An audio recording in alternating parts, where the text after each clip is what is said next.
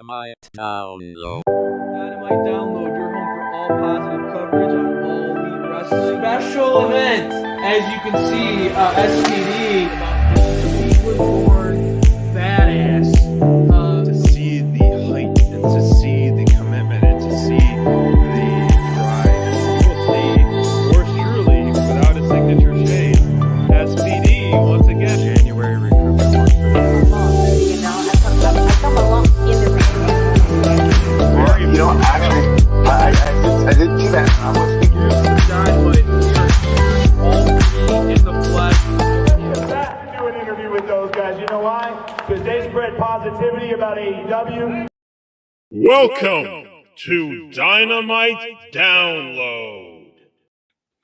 Yo. Welcome, everybody. It felt weird not doing a show on Friday, so it's been a full week since we've been on the air. But welcome to everyone to Dynamite Download episode 71. Cheers to another great episode of Dynamite in the cold, snowy Chicago IL. Can't take a sip without, or after you cheers, you got to take a sip.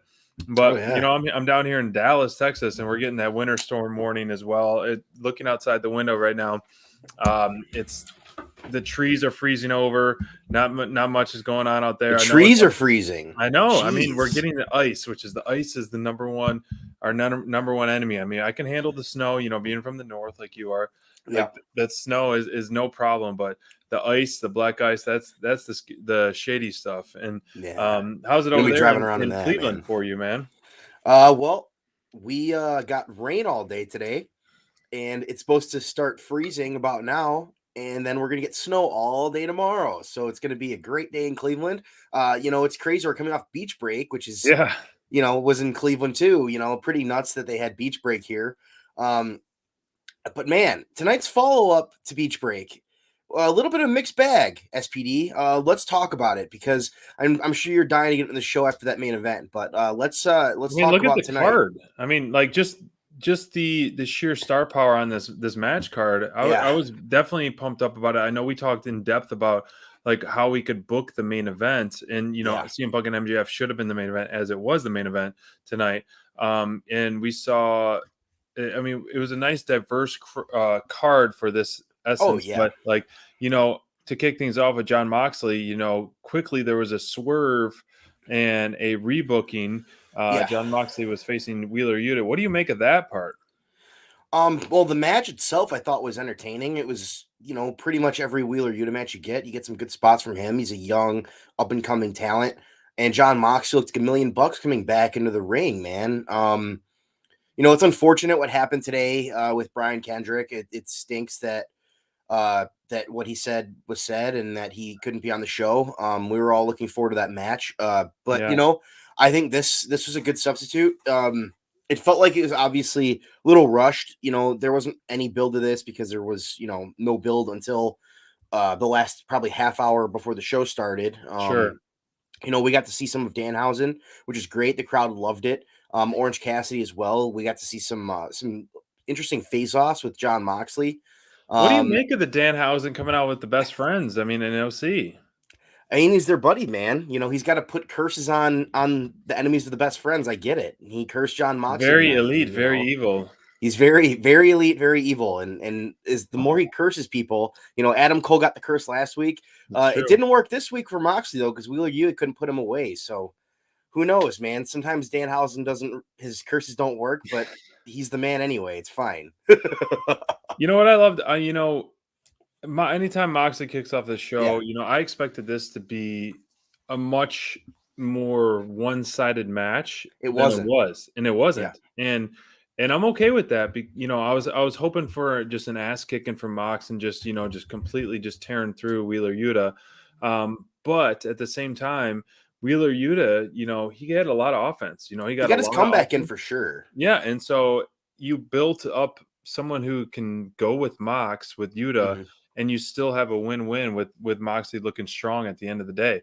And so I like this side of Mox. I mean, the attitude is still there with Moxley for sure, but I feel like he's leaning into more I don't mean this in a bad way, maybe more of like his human / soft side. I feel like in the past we haven't seen him like point out signs or kind of lean into the fans. And like over the past few weeks, we're kind of seeing that.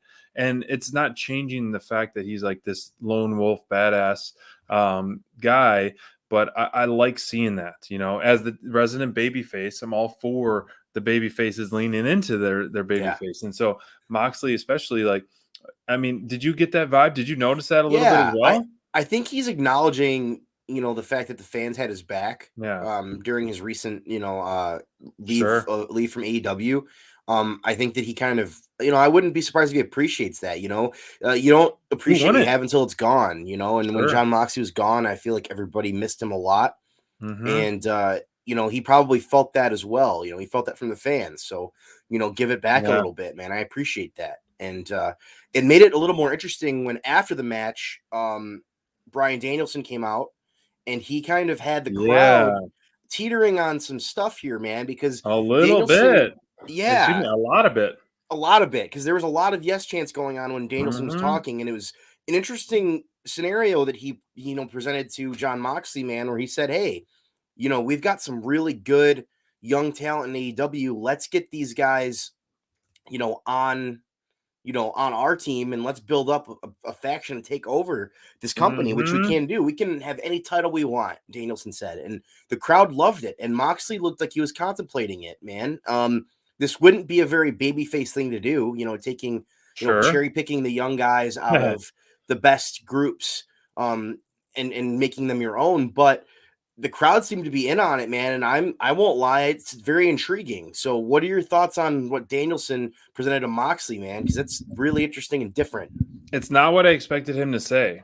Me neither. And I know last week he was lurking in the wings. And regardless of what happens with this, I mean, you just could see, how often do you see Moxley kind of not get a rebuttal or not, punch someone in the mouth, after they're speaking for minutes on end. And so you could see the wheels turning of this going on. Like, like you said, man, they should be, how Danielson was saying, how they should be fighting together. They should want to train the future of pro wrestling together. And I can't shape it in their image. I can't disagree with that. I mean, he talked about Lee Moriarty, Daniel Garcia, taking them away from them. All these young stars. And I cannot disagree with that one bit. I mean, I think that would be like very compelling. And I mean, I don't know what to think of that. They would take over. Does it happen, or does he just say screw you and beat him up and move on? But it would be, if those two are pairing up as a duo and kind of plucking and recruiting new members of young, fresh talent, watch out AEW. Who's going to stop those guys, right? Not many that could.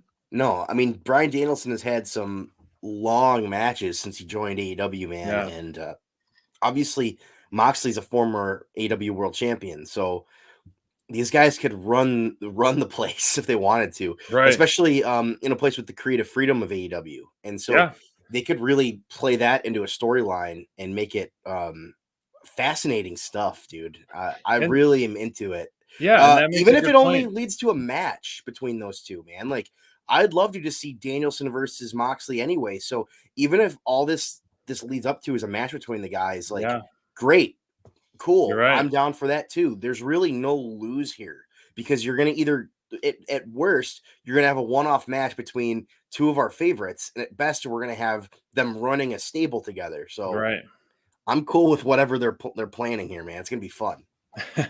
Yeah. And like we saw in the chat, like, I know Moxley has been pitched before, like by the heel inner circle, and turned them down and kind of leaned into that and was kind of like stringing them along for a little bit. This I feel like is different. It's definitely a little different for sure. Next up on deck, we saw a little surprise. I know this was showcased a little everybody's favorite segment of the night. Brandy Rhodes was on the mic, but she was quickly interrupted by Dan Lambert himself, who Chicago. Had 2 appearances tonight. Dan Lambert, that Dan got double paid. He did. He got that paid. He got that money for sure.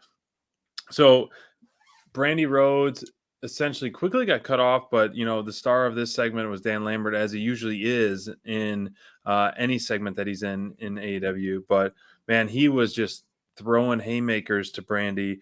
And I felt bad, almost bad Me for her too. for a little while because she's standing in the ring again, 3 guys, on one side and then her on the other side.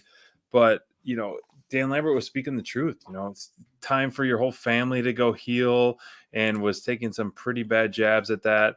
And then Brandy threw a few good punches back as well. But Yeah. what did you think of this segment? Man. Hit and miss at points. It's tough when you have two heels, going against each other like that, You think man. Like, Brandy is a true heel?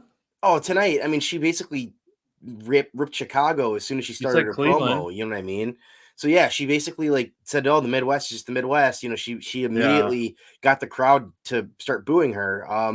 And then Dan Lambert comes out and gets cheered like a hero, and it's like we're in Bizarro world. Huh. But it was kind of funny because it continued like that the whole segment, right? Like Dan Lambert was getting all these pops. He was like, "I'm a terrible human being," and they're all like, "Yeah, we like it, we love it." They were like, "He's like, I'm sexist and terrible," and we're like, the Chicago crowd's like, "We're in," and they're just booing Brandy. It was just like I didn't know what to make of it. It was very weird, kind of off-putting. I won't say it wasn't entertaining because it was entertaining. I was laughing at a lot of it. It was good stuff, but it was just I don't know what to make of the crowd. And that was kind of a lot of tonight. The crowd had some interesting reactions and stuff, and I dug it because Chicago is one of those cities, man. Like we were there for All Out, Oh you know what yeah, I mean? Like they're passionate they're passionate crowd, and for I'm not sure. gonna ever take that away from them. And it was they tried to hijack this one, and they basically made Brady say like, "Okay, I'm not even going to acknowledge you guys anymore because you're just going to boo me anyway. So I guess got to keep going." Yep.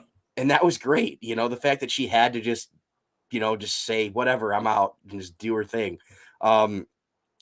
Overall, though, man, like we got to see Paige Van Zant come back, and that was That really was cool. huge. Everybody was really when she was here before in AEW, people wanted to see a match with Paige Van Mhm. Zant really badly. Yep. And I think that they probably heard that noise and were like, okay, we hear you guys. And she's back, and that's going to be really interesting. If she has a match with Brandy, that would be a huge draw, huge get, and I'm all for that too. I think you could do I mean, if it's a singles match, I think Paige is just gonna just run. I mean, just I mean, she should. She's run MMA through player, her so easily, unfortunately. But then also, I think that you could throw in a mixed tag match again too. So Cool whether with it that. be Ethan Page, whomever, Dan Lambert, husband Dan and Lambert versus Cody. husband and wife match as Yeah, well. go So for it. that crossover talent there. So I think that there's depth here for this. Yeah. This isn't a one and done. This is going to be something that's a storyline. But for sure. at that point, like you have this such strong heel team of the American Top Team. Like, are you trying to get the extreme so you can get the Rhodes family over, or what? I can't tell if they're turning them babyface or whatever, man. You can't turn Dan the Lambert American got Top such a Team pop. babyface. Dan Lambert got such a pop tonight. It was, dude. The AEW fan base can't stand the Rhodes family. I know. That's what he said. He said, "Finally, turn your family heel." Yeah, but it's like they know what they're doing. You're not going to put Dan Lambert against them when you know that whoever's against them is going to get cheers. True. For me, it's like there's got to be some sort of thought to that. There's got to be some logic there. They could put anybody against the Rhodes family and to get them over. And it's like you put American Top Team there, you're doing something there. You have to think that out. It's sure. That's why this segment was kind of weird, right? Like we talked about that when we started. Like the show is kind of hit or miss at points because of stuff like this, where it was like it didn't feel like it made perfect sense, but it was still entertaining, and I enjoyed it by itself in a vacuum. But I want to see where it's going because it doesn't make sense in that regard. So I'm all for it because I think it's cool. They always know how to plant those seeds that give us the ultimate payoff. And this, I think, could be one of those ultimate ones. Exactly. This promo in a month or 2 months we could look back at it and be like, wow, that was the start of something really cool. And that's what I hope it is. Yeah, totally. And one of my favorite matches of the night was this tag match, and it was some of our favorite guys are in this one. We Penta, El Cero Miedo, and Pac versus the Knights of the Black Throne, not the Kings, Or the right? Kings of the Black Throne if you're Oh, Justin I know. Roberts twice. So I like the new name of that, Knights of the Black Throne, but yeah, we kept hearing Kings, and it was mixed stuff. But regardless of what it is, I think it's a cool name and awesome entrance. I think Yeah. these guys have such a unique aura about them. It's so fun to watch. But the momentum to me was Malachi Black and Brody King because of the new debut and the new formation of this tag team. Yeah. But at the same time, like I felt like the House of Black was on the defense most of this match, and I felt like obviously the crowd was so over for Penta. I thought the crowd was so over for Pac, and I feel like they were just dominating this match. And I was like, I almost didn't get that vibe from the House of Black. Like these guys are badasses. I felt like okay, Penta, the Death Triangle is like working through them pretty easily, and I don't know, but I thought this was an outstanding match. Love the entrance of both teams as well. But it's fun to see the crowd just so over for Penta, and great seeing Pac back. Of course, gone for almost 2 months. It felt like forever, and he's just so good. And I know Crayfish is such a huge fanboy of Pac, and I mean we can support that because he's just so incredible. The stuff he does in the ring. I didn't think we got the full Pac effect tonight, but No. I was hoping for, and it's hard to even say this, but an upset. But the momentum and the victory of this makes sense for the House of Black because they need it more than the Death Triangle does right now. I agree, man. And I kind of get what you're saying where the House of Black, that the Knights of the Black Throne looked like they weren't in control of this match for the most part, but towards the end, you really got that feeling, okay, these guys aren't going to lose. Like these guys are in control, and these guys are going to take this one home. At least that's how I felt towards the end of the match. I really do think part of the momentum there was, Pat coming back. You got Penta there. Penta's all worked up because his brother's still on the mend as well. So you have these guys that are kind of making these returns and going in a different way, trying to go out there and do their thing. And they did a good job, man. Obviously when you have Penta and Pac in a match, it's always going to be entertaining. And then when you couple that with, Brody King and Malachi Black, who can do some great tandem stuff, you're going to get some good spots, good moves, good matches. I like this program. I want this program to continue. I think that they could have some really good matches, and I want to see some one-on-ones. I want to see Brody King in a singles match here soon. Do you think Penta's going to be affected by that black mist like Pac was? Well, he did show that he was like faking it the whole time too. So during the match, he took off his blindfold and was like, "Hey, I'm good." True. I was. But it was 2 months. All part of the. That's fair, but who knows how long he was trying to get in Malachi's head. He plays his mind games, man. I think it would be good continuity if they had Penta do that, especially because Julia Hart's also going in that direction as well. True. So you got to keep selling that. Yeah, keep that that storyline going, keep that momentum in that thing for Malachi. It's going to make that move even, the Black Mist more dangerous. Especially if Ray Phoenix is coming back soon as well. We don't like That'd when be great. teams Please get split, for injuries. That's like that stinks that somebody can't work. But if you're going to do something like that, where you have, Ray Phoenix is only going to be out for 2 months, if that's accurate, what we saw in reports. Oh, that'd be a blessing. Oh, for sure. If you have, Penta sit out a little bit for this, and you might have a Pac versus Malachi feud go for a little bit, I think that would be great. And I think that's kind of where this is heading, especially after the Black Mist tonight. Yeah, good point. Good point on that as well. So we saw someone fun in the crowd, Ruby, Ruby, Ruby, Ruby Soho. Lars himself singing, from Rancid. Good stuff. In the crowd, front row with, watching Ruby Soho versus Nyla Rose. And I got to tell you, man, Nyla Rose dominated this match. It was an outstanding showing. Yeah. I know there's been kind of the up and down of Nyla, getting beat quickly or on and off. But as we have said, and as we have coined, I believe Crayfish many months ago has coined this, and Probably a year we ago now. continue to talk about this, but Nyla Rose is the gatekeeper of the women's division for a Yep. reason, and this match tonight showed why. I think she was so fun to watch, very methodical and aggressive in her offense. She's very smooth as well, and it was just such a great resurgence. I feel like we haven't really talked that much about Nyla. She's a pivotal part of the division, but we haven't talked too much about her. And tonight, man, you cannot not talk about her, because she beat Ruby Soho, who is a top tier talent in the women's division, in an impressive way, and an aggressive way, and a powerful way. And so this was to me, Nyla stood out so much, and I think she's slowly going to just put herself back into the title picture. And could you imagine, like, Beast versus Beast, Nyla versus Jade, for a title match? I think that's where we're heading. Yeah, I mean, that would be a lot of fun to watch. Like, if Jade can just power her through, and we saw a lot of great power from Ruby as well. So I mean, when she picked her up on the apron and dropped her on the apron, I mean, that was an impressive move.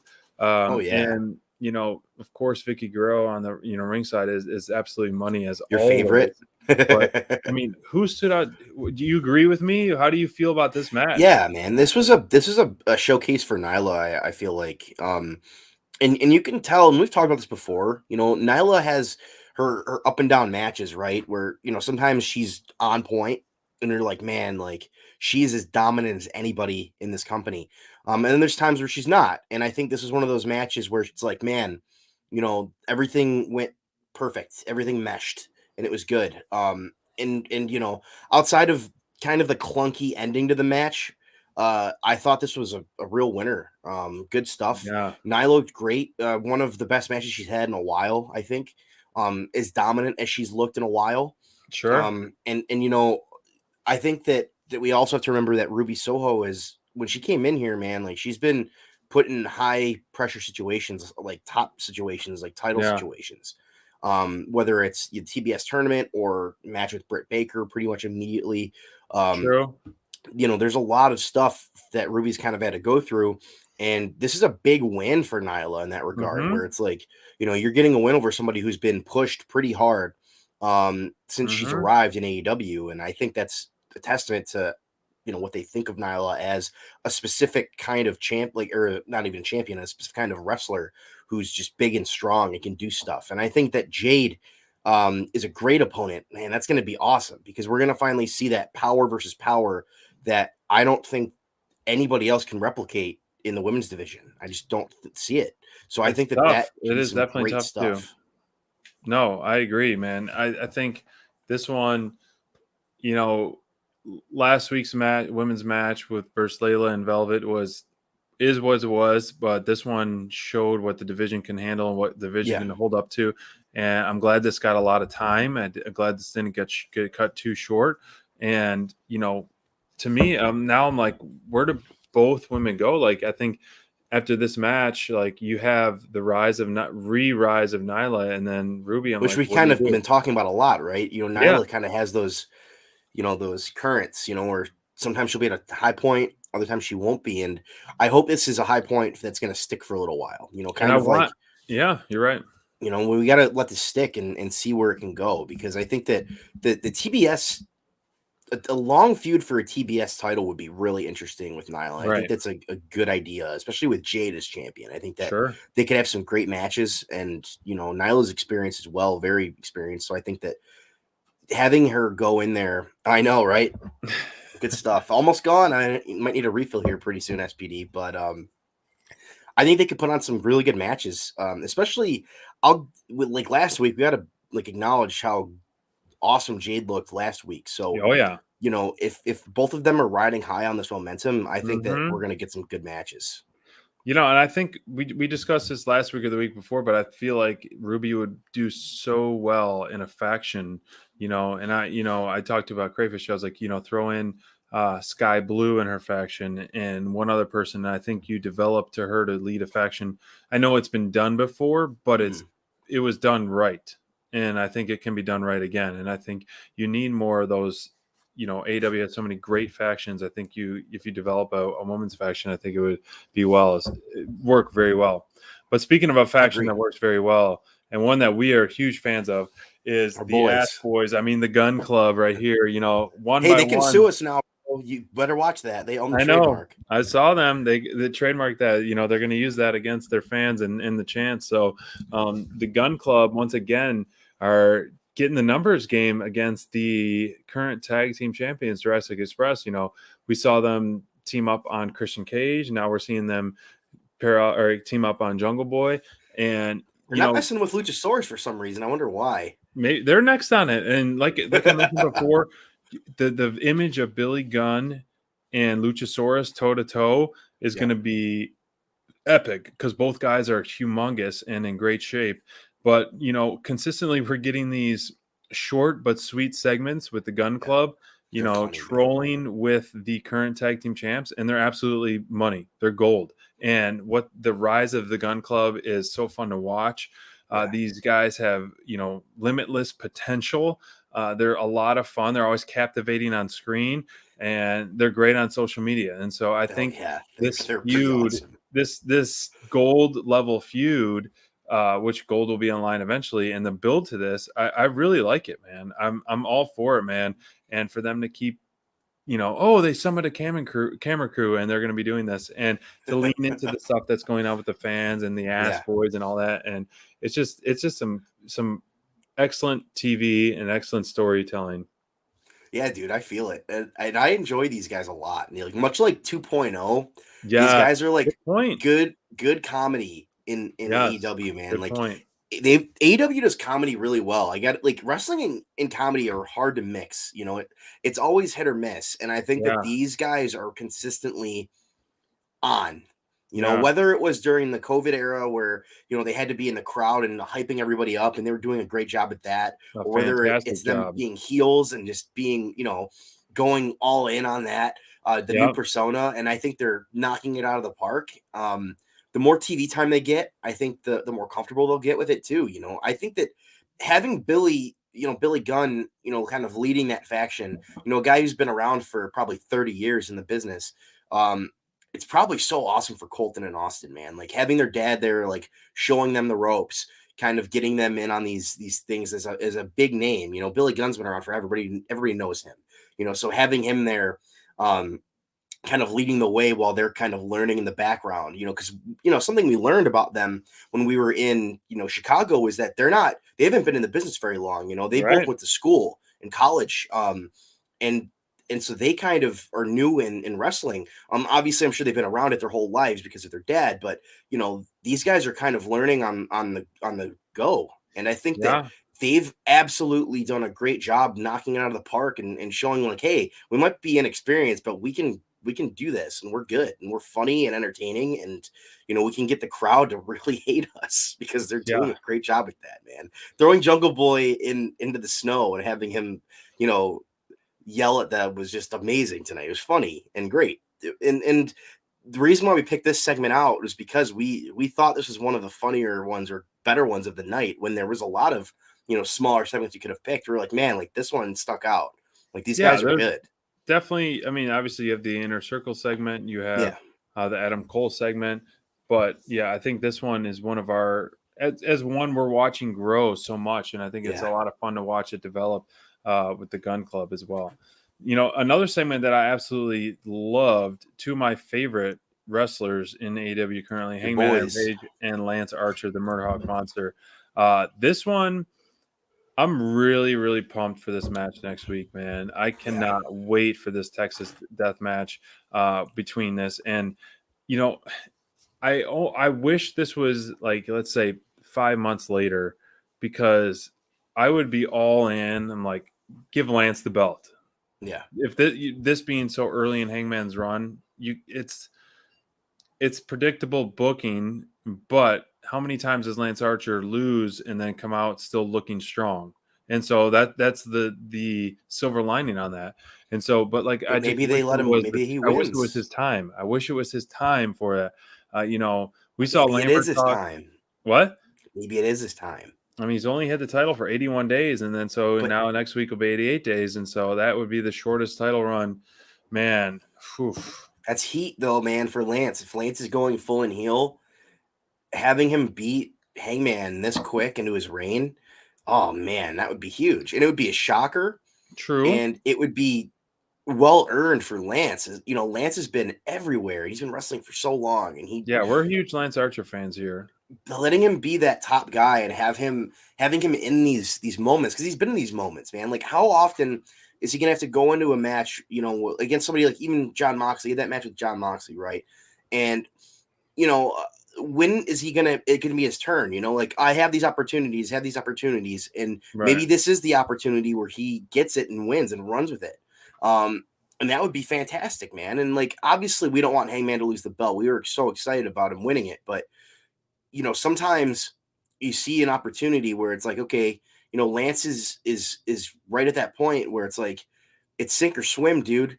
And let's see if you can swim. Let's see what you can do with that belt, because the crowd reacts to a guy that's that big, that fast, that athletic, you know, with Jake Roberts as his manager and now Dan Lambert with him as well. You know, like, there's something here and it's working.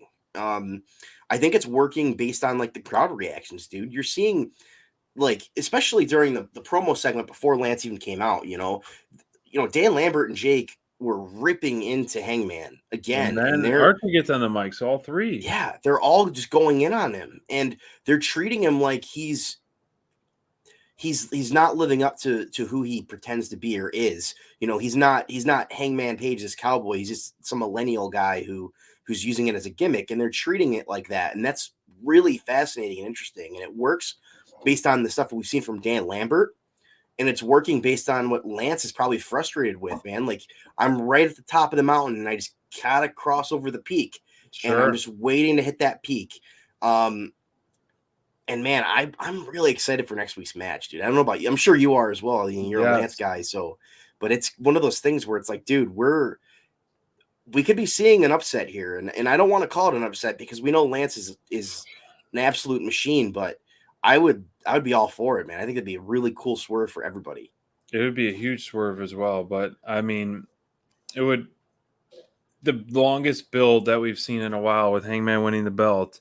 To lose this quick in his first second. But it doesn't mean it's there. It's gone forever. You know what I mean? But it's not WWE booking where they're doing back and forth. You get back in AEW is not like that. Rematches. AEW is like the 300 plus day champions, which I'm for, because the roster is so deep, and you know, 81 days holding the belt and you've only defended it twice, essentially. You know, that's not a lot over that long a time. But AEW is also unpredictable. You know, of course. So who knows? You know, it could be one of those things where it's like, okay, we get a couple title reigns in a row that are short. You know, and maybe that would make it a little more interesting when we have those 300-day title reigns. You know what I mean? It would make it a little more fulfilling when not all of them are like that. When there's one that is 3 weeks long, or there's one that is, you know, 2 months. I think if you do that and you kind of split it up and make it a little different like that, and we saw that with the tag belts. You know what I mean? When Death Triangle lost the tag belts very quickly compared to every other reign that we've seen. So I don't know, man. I could see it going either way, because honestly, the story right now is fascinating, and I think the story ends if Lance loses. So I don't want to see it end. I think it could end, stuff. But I mean, it's been so fun to watch. Like, tonight was such a fun segment to watch of a huge, powerful beast in Lance Archer just dismantle the AEW champion. I mean, that chokeslam onto the steps was brutal. And then right afterwards, then you have the blackout through the table. I'm like, your champion is just getting disintegrated by the Murder Hawk monster. And, you know, then you ultimately make him into the underdog. But it was a lot of fun to watch, like, as the resident babyface and Hangman Mark. I love Hangman. It was still like, I can appreciate that full segment, how good it was. And so we'll see, man. It's going to be an awesome main event next week at Dynamite. And that's what's been fun about Dynamite's consistently. Like, every week it's an unpredictable main event. Every week it's a different feud at a main event. It's not the typical same ones. Oh, it's the same match. They're going to do a tag match. They're going to do trios. They're going to keep rotating the same stars through at the main events. But we saw a main event that we've been wanting for a long time, and since the debut in August, we were itching that this was the feud, and we finally saw it tonight. CM Punk versus MJF. And as soon as MJF's hits, I was like, music hit, I was like, wow, they're gonna get 45 minutes for this. 45 minutes for the main event. And that's what I like, how AEW doesn't rush certain things, and especially a payoff like this. I mean, MJF versus CM Punk is, as we talked about, could and should main event any pay-per-view period in pro wrestling. And they got a lot of time that they deserved and wanted. And it was one of the better storytelling matches that I've seen in a while. The back and forth, the working on the body parts. And this wasn't just a match, man. It was an absolute battle. It was a war between these guys. And it's hard to say this is over by the way it finished.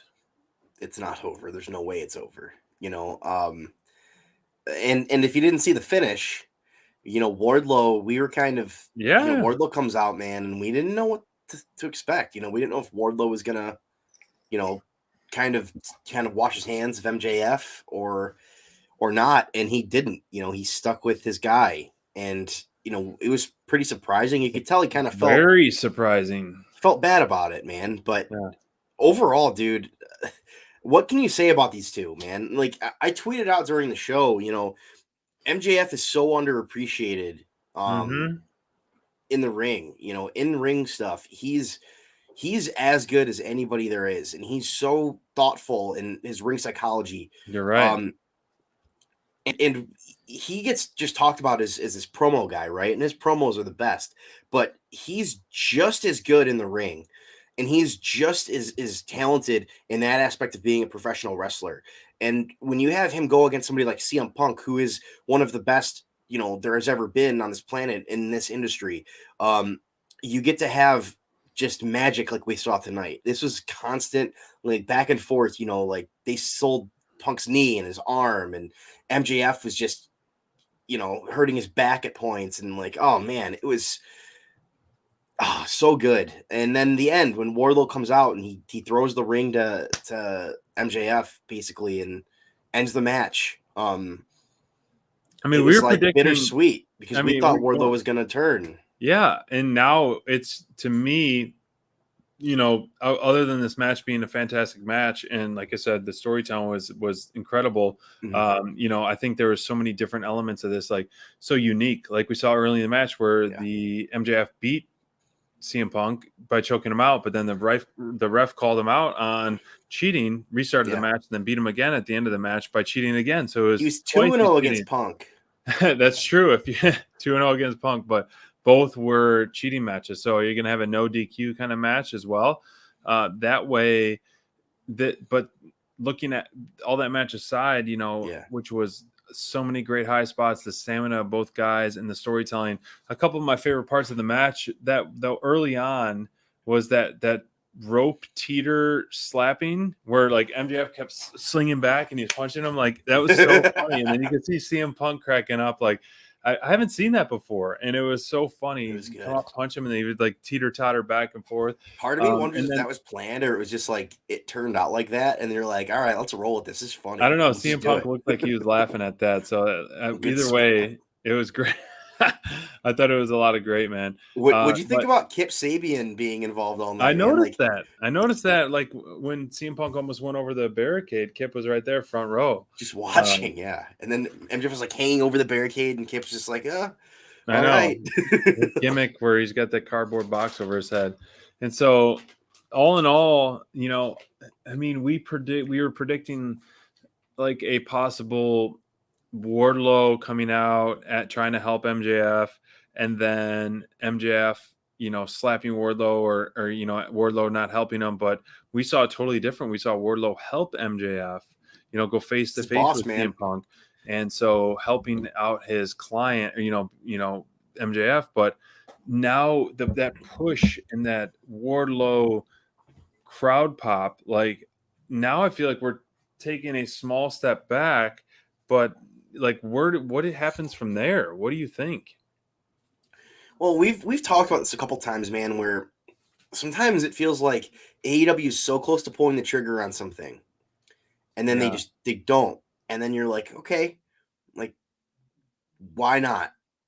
And tonight felt like one of those nights where it's like this might have been the night to pull that trigger on Wardlow, and I hope it's not a missed opportunity because I think that this match was fantastic, and even the ending was just like fantastic and good. Everything worked, but MJF. sometimes if a guy is that over and he's getting that kind of reaction, you have to just go with it.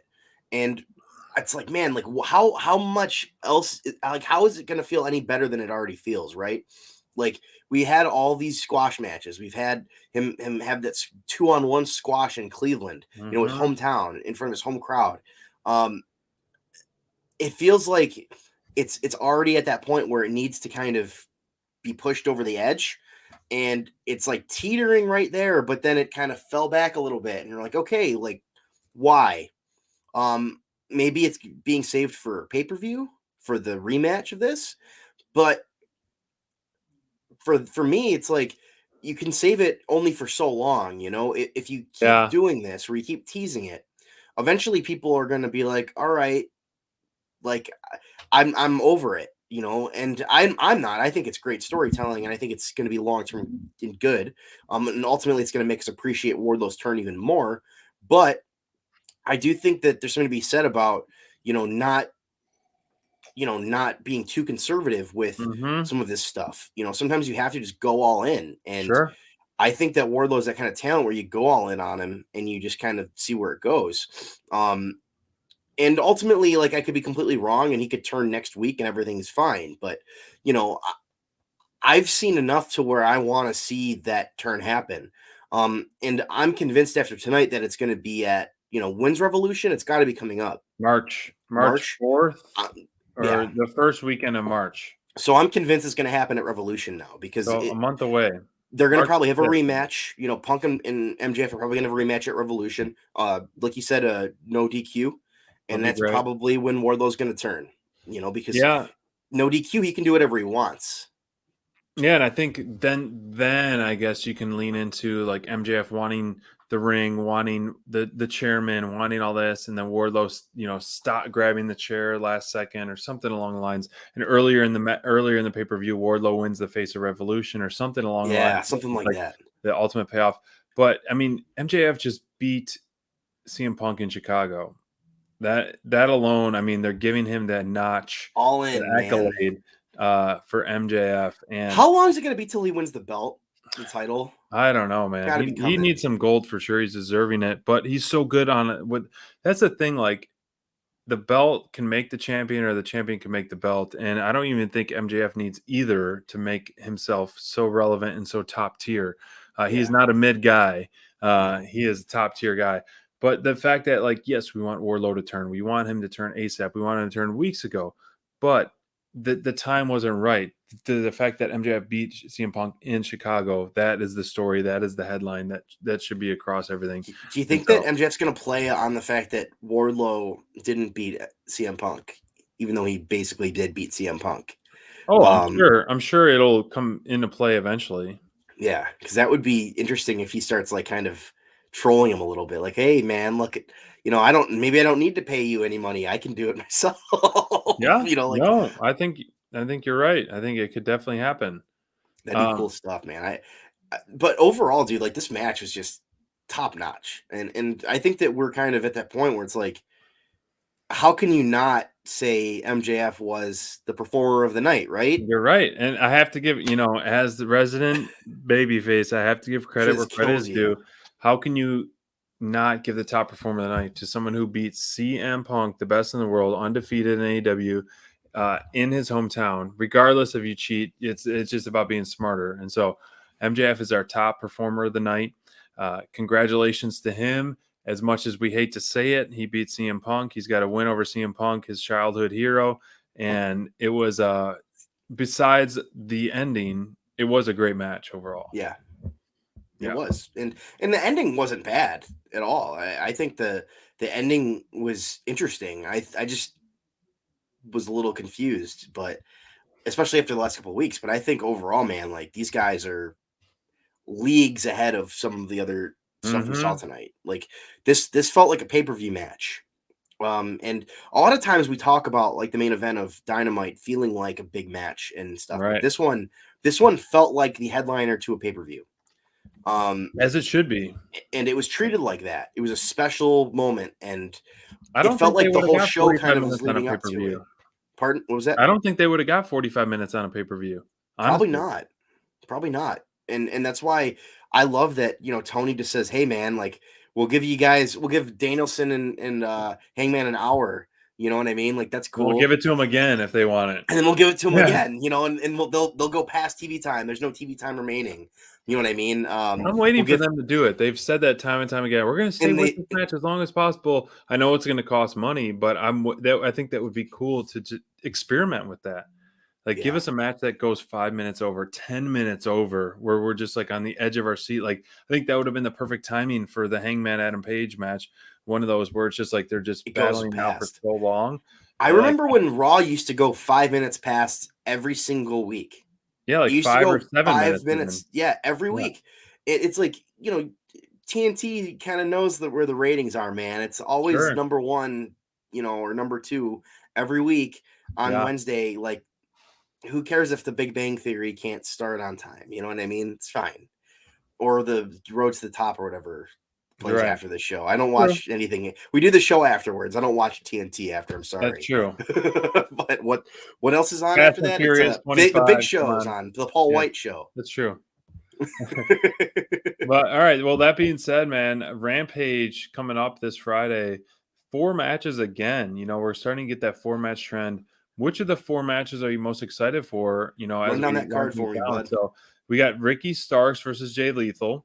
That's probably the one. Cole versus Evil Uno. Thunder Rosa versus Mercedes Martinez, and Sammy Guevara versus Isaiah Cassidy. I mean, those are some good matches. In-ring styles. I mean, man, so much I could say. Like, this could be a Dynamite, in my opinion. This could have been a full Dynamite. I agree. Other than Adam Cole is always fun to watch, but with Evil Uno has shown like he is just very impressive and fun to watch. But we have storylines coming to a head. Finally, Thunder Rosa and Martinez are going to be getting in the ring together. Lethal making his second match in AEW, which I'm very, very excited about. Sammy and Cassidy are going to have such good chemistry, the high flying, innovative stuff. Like, I think this is just going to be an absolute banger Rampage. Which match, if you had to pick one of those 4, are you most excited for? Well, I'm a Team Taz Flappy, dude. Right. Ricky Starks versus Jay Lethal. I'm so happy that they're finally going to get the FTW title some love, and it's going to be defended, and it's actually going to it's actually going to be important, man. Like, come on, this can be awesome. Plus Jay Lethal's like an awesome veteran against a guy like Ricky Starks, who everybody knows is just great. Exactly. I'm all for that one. I think that this whole card looks fantastic. Oh gosh, it looks like one of the best Rampage cards we've seen in a long time. I couldn't agree more, man. What about you, man? What match are you excited about? I talked about it a few weeks on our show. I wanted more. I couldn't wait to see Lethal again. And so, nice. I didn't know much about his history before. Listened to the Jericho podcast, made me even a bigger fan with just his history and his attitude. And when he came out, great veteran, man. Yeah, awesome. When he came out to confront Ricky Starks, I was like, yes, I was so excited about that. You can't go wrong with any match. They're all going to be fantastic. But to me, Starks versus Lethal, I think, is going to be one that is going to steal the show. Obviously, we're huge Thunder Rosa fans, and for her to finally get her revenge on Mercedes Martinez for costing her that match against Jade Cargill will be a lot of fun to watch. And Thunder's fire is always second to none in the industry, period. And Sammy steals the show nonstop. Adam Cole's entrances are just fantastic. Like, this is like a perfect Rampage. Like, what more can you ask for? I mean, we don't have a tag match. That's another thing you could add, is because the tag division is always so fun to watch. But you have so many different unique matches that are just going to be, catered to a live So crowd, and it's going to be a lot of fun. Which match do you think is going to be the quick one? Because whenever there's 4, there's always a quick one. I mean, unfortunately, which I don't think it has to be, would be the Adam Cole match. I mean, you kick off. Which would be surprising because Evil Uno has done a great job in singles competition. Agree, but I don't think you can cut any the other 3 just based on storylines. Like, we have a build to Ricky and Lethal. We have a build to Thunder. We have a mini build to Sammy and Cassidy because of that promo. So I think, and it's a title. So a title match shouldn't be that quick, in my opinion. So I agree. I think it's just the odd match out that has that. And the promo tonight that he cut was interesting stuff. Right. We didn't talk about it, but he said some stuff tonight that was pretty fascinating. About changing who he is and changing the perception of who Adam Cole is. So I think you're on the right track, man. I think you're on the right track with that. It makes a lot of sense. You guys, we're wrapping it up for Dynamite Download. These shirts are on our website as well, or on our link in our bio. Website's up here somewhere. Dynamite Download merch, as well as these awesome mugs. We thank you guys for joining us. We'll be back Friday night for Rampage Rundown. And yep, your mug is empty. Mine is about empty, so that means it's time for refill. Thank you so much for joining us. We love chatting with you, and hope you guys enjoyed our show. Hope you guys enjoyed Dynamite, and we will see you on Friday night for Rampage Rundown. Stay safe, everyone, and we love you and appreciate the support. MJF is still the best. It's all about the boom. Budge.